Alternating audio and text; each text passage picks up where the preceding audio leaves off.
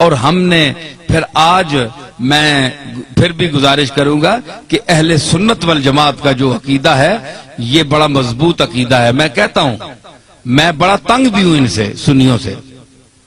میں کھلا آدمی ہوں، میں کوئی ڈرتا نہیں ہوں کسی سے. زندگی موت اللہ کے ہاتھ ہے، اللہ کے ہاتھ ہے، کوئی نہیں مار سکتا. جب اس کا حکم ہوگا تو مریں گے، ہے جی. تو اس لیے ڈر کوئی نہیں ہے، صرف یہ ہے کہ مجھے ان سے گلہ بھی بڑا ہے کہ یہ سمجھتے ہیں کہ ہمارے مسلک کی ترجمانی کی جائے تو ہماری ساری ان باتوں کو مان لیا جائے جن کا ہمارے پاس ثبوت نہیں ہے اور ہم نے اپنی طرف سے گھڑ کر اس کو دین میں شامل کر لیا ہے. ان کو بھی مانو تب سنی ہو، یہ میں نہیں مانتا. ٹھیک ہے، چاہے بریلوی حضرات تنگ ہوں، چاہے کوئی بھی تنگ ہو. کئی لوگ کہتے ہیں جناب تم اپنا مذہب بتاؤ کہ تم بریلوی ہو، دیوبندی ہو، شیعہ ہو، اہل قرآن ہو، تبلیغی ہو، کیا بلا ہو. بھائی کبھی بریلویوں کی تعریف کرتے ہو، کبھی ان کو دھر لیتے ہو، کبھی دیوبندیوں کی تعریف کرتے ہو، کبھی ان کو دھر لیتے ہو، کبھی شیعہ کی تعریف کرتے ہو، کبھی ان کو دھر لیتے ہو. تم یہ چکر کیا ہے؟ تم ہو کیا؟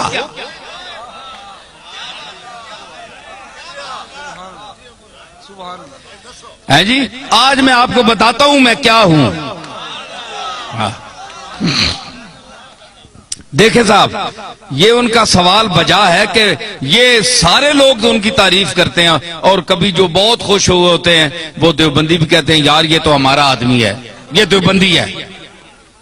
وہ دوسرا خطاب سنتے ہیں وہ کہتے ہیں تب تن کے رکھ چھوڑیا سسا. بریلوی کہتے ہیں جناب یہ ہمارا ہے، تو دوسرا خطاب سنتے ہیں اس میں کوئی ان کی بات ہوتی ہے، ان کو دھر لیتا ہوں، وہ کہتے ہیں یہ گیا، یہ تو کچھ بھی نہیں ہے، ہمارا تو نہیں ہے. شیعہ کہتے ہیں اہل بیت کی تعریف اس سے بڑھ کر کسی نے کی نہیں، کبھی ان کو بھی کوئی چٹکی لگا دی، وہ کہتے ہیں یار ہمیں بھی ہماری خبر بھی لے گیا. اہل قرآن، تبلیغی، اہل حدیث تعریف بھی کرتا ہوں، مذمت بھی کرتا ہوں. وہ کہتے ہیں یہ چیز کیا ہے، یہ ان کی معجون مرکب کیا ہے، حدود اربع ان کے کیا ہے. تو میں گزارش کروں، بات یہ ہے کہ میرا کوئی ذاتی مذہب نہیں ہے، نہ آپ کا کوئی ذاتی مذہب ہونا چاہیے. ہمارا مذہب، ہمارا عقیدہ، ہمارا مذہب، ہمارا مسلک، ہمارا نظریہ، ہمارا اندیہ وہ ہونا چاہیے جو اللہ کی آخری کتاب قرآن مجید میں آیا ہے، یا جناب محمد الرسول اللہ سے جو عقیدہ، جو طریقہ ثابت ہے وہ آپ کا اور میرا عقیدہ ہونا چاہیے. ٹھیک ہے نا؟ یہ مسلمان کی تعریف ہے. تو ہر یاد رکھیے کہ ہر مذہب میں، ہر مسلک میں افراط و تفریط ہے. یا کوئی کسی بات میں گھٹ جاتا ہے، بہت دالیوں لے ونن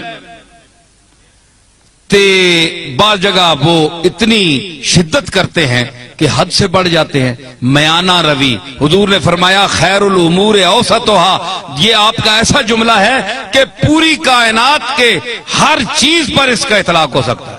پوری کائنات، ہر عمل، ہر نظریہ، ہر نقطہ، یہ سرکار مدینہ کا وہ ارشاد ہے.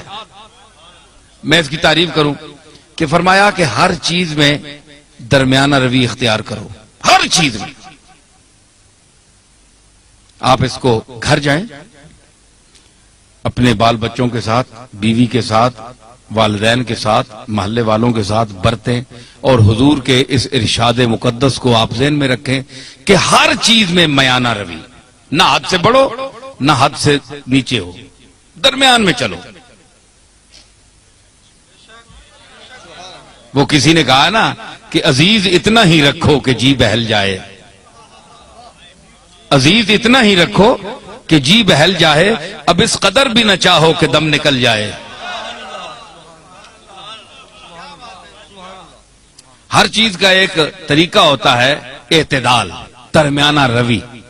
تو حضرت پیر میر علی شاہ صاحب کا کو اللہ نے علماء عصر میں امتیاز کیوں عطا فرمایا؟ دیوبندیوں نے کیوں ان کو مانا؟ شیعہ نے کیوں مانا؟ رد مرزائیت میں جب میرے دادا وہاں تشریف لے گئے تو سب نے مسلمہ طور پر آپ کو مقتدا اپنا کیوں مانا؟ آج کون سا پیر ہے پاکستان میں کہ جس کو تمام مسالک کے علماء اور مشائخ اکٹھے ہو کر اپنا پیشوا مانے؟ کوئی ہے آپ کے سامنے آیا؟ نہیں آیا، اس لیے کہ وہ خود معتدل نہیں ہے، وہ پارٹی کا بن گیا ہے، پارٹی کا ہو کر رہ گیا ہے۔ اس نے کہا ہے کہ اگر میں شیعہ ہوں تو میں نے شیعہ کی حمایت کرنی ہے، چاہے شیعہ غلط ہے میں نے شیعہ کو ثابت کرنا ہے، دیوبندی ہے تو اس نے کہا میں نے دیوبندیوں کو ثابت کرنا ہے چاہے وہ غلط ہی کریں، بریلوی ہیں ان کو میں نے ثابت کرنا ہے چاہے غلط ہی کہیں، میں نے ان کی تائید کرنی ہے۔ پیر میر علی شاہ صاحب میں یہ خوبی تھی کہ اللہ نے ان کو علم وافر کے ساتھ عقل سلیم بھی عطا کی تھی، اور وہ میانہ روی اور اعتدال حضور کے اس ارشاد کو سامنے رکھتے ہوئے کہ خیر الامور اوسطھا، کہ ہر چیز میں میانہ روی اختیار کرو، حدوں نہ ودو تے حدوں لو بھی نہیں، تھلے بھی نہ ہو جو تکو نا ترکڑی تول لینا تولتے ہیں نا تے او جی وچ لوہا ہونا ہے اساں تکنا ہے دکاندار پہ یہ ایتھے بالکل جس لئے انجا آونجے نا سدھا اس ویلے تولا جو برابر ہونا، انصاف نہیں ترازو بچ ہے جی۔ تے کئی جڑے او تے مولیاں نے پتھر مار چھوڑنے، مار کے میں تکنا رہا ہاں، مولیاں نے پتھر مار چھوڑا ہے یا ایمیں سودے نہیں چمک دیتی تو پلڑا ہے جو ہو گیا تو اساں جلدی جلدی پا دیتا، کیوں سرور تکنا ہونا ہے نا؟ اچھا تو مطلب ہے کہ دھوکہ دے دیا، چکر دے دیا، تو مطلب یہ ہے کہ وہ سودا وہاں جاتا نہیں پورا، صرف ٹچ کر کے اس کو نیچے کر کے چکر دے کے چلے جاتے ہیں۔ لیکن جو سمجھدار گاہ کو اس کو پتہ ہے کہ جب یہ بالکل تول میں صحیح آئے گا نا، انصاف پہ آئے گا، نہ ادھر جھکاؤ ہوگا نہ ادھر ہوگا، تو پھر صحیح تلے گا۔ اس کو کہتے ہیں اعتدال، درمیان میں، نہ ادھر نہ ادھر۔ تو آپ بتائیں کہ سودا وہ صحیح تلتا ہے نا جو اعتدال پر ہو، جسے اس کے آنے جی ترکڑی نہ ہو، کنڈا صحیح تولتے درمیان کھلوتا ہوئے اور صحیح سودا تلنا ہے۔ پیر میر علی شاہ صاحب کے میزان علم پر وہ کنڈا جو صحیح ہے اس پر ہر وہ سودا تلتا ہے، اور جو غلط ہو زائد ہو وہ ادھر ادھر ڈول بننا، ختم ہو بننا۔ لوگ آ رہے جناب پیر صاحب عجیب آدمی ہے، کسی کو انہوں نے کافر نہیں کہا، کسی کو مشرک نہیں کہا، کسی کے خلاف فتویٰ نہیں دیا، سب کو کہتے ہیں مسلمان ہیں، لیکن یہ ذرا ٹھیک کر لو، یہ ٹھیک کر لو، یہ غلط ہو تم، یہ غلط ہو، یہ ذرا ٹھیک ٹھاک کر لو، باقی تم ٹھیک ہو۔ پیر میر علی شاہ صاحب یہی کہتے ہیں نا۔ تو ہمارے یہ آج کے بعض بریلوی حضرات یہ کہتے ہیں جناب کہ انہوں نے اتنا علم ہونے کے باوجود انہوں نے کیوں کسی کو کافر نہیں کہا؟ دیوبندیوں کو کافر کیوں نہیں کہا پیر میر علی شاہ نے؟ اتنا بڑا عالم ہے، اور دوسرے لوگوں کو کیوں نہیں کہا؟ بھائی کوئی کفر کی بات سامنے آئے تو کافر کہیں، ان کی تصانیف آپ پڑھیں تو یہ اتفاق کے ساتھ بالاتفاق یہ بات جو ہے یہ آپ ذہن میں رکھیں کہ چاہے بریلوی ہو، چاہے دیوبندی ہو، شیعہ ہو، کوئی بھی ہو، اگر اس کے دل میں اس کے زبان سے ایسا جملہ نکلتا ہے جو رسول اللہ صلی اللہ تعالی علیہ وسلم کی گستاخی پر مبنی ہے، وہ حضور کو لوگوں کی نظروں سے گرانا چاہتا ہے، وہ دائرہ اسلام سے خارج ہے۔ ٹھیک ہے؟ باقی ہمارے بزرگوں کو نہ ماننے والا کافر نہیں ہوتا، ٹھیک ہے نا جی؟ ہمارے بزرگوں کو نہ مانے، کوئی داتا صاحب کو نہ مانے، وہ اللہ خود ہی منوا لے گا، وہ خود ہی پکڑے گا۔ اگر اللہ کے مقبولوں کے ساتھ کوئی زبان درازی کرتا ہے تو اللہ بڑا غیرت مند ہے، وہ نہیں چھوڑتا۔ اس نے کہا تھا بس تجربہ کر دیم دری دیر مکافات، با درد کشاں ہر کے در افتاد بر افتاد۔ حافظ نے کہا کہ ہم نے اس دائر مکافات میں بڑا تجربہ کیا ہے۔ یہ دائر مکافات ہے نا، بدلہ یہی مل جاتا ہے انسان کو، جو کسی کا حق دبائے، جو یتیموں کا مال کھائے، کتنے گیا وہ شکیل؟ ٹھیک ہے خلیل، ٹھیک ہے نا؟ تو مطلب ہے آپ کے علاقوں میں بھی ایسی چیزیں ہیں کہ جو غریبوں کا مال کھاتے ہیں، یتیموں کا مال کھاتے ہیں، اور ان کے یتیم رشتہ دار جو ہیں وہ دوسروں کے مدرسوں میں پلتے ہیں جا کر. سمجھ آئی؟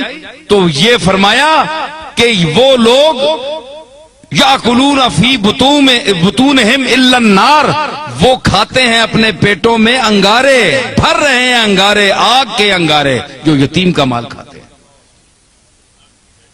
ٹھیک ہے نا؟